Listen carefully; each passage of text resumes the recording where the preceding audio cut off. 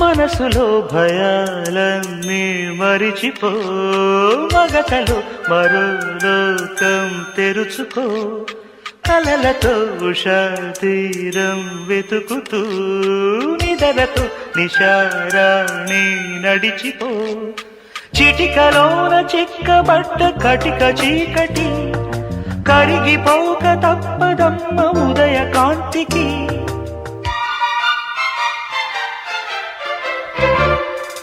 జామురాతిరి జాబిలమ్మ జోలపాడన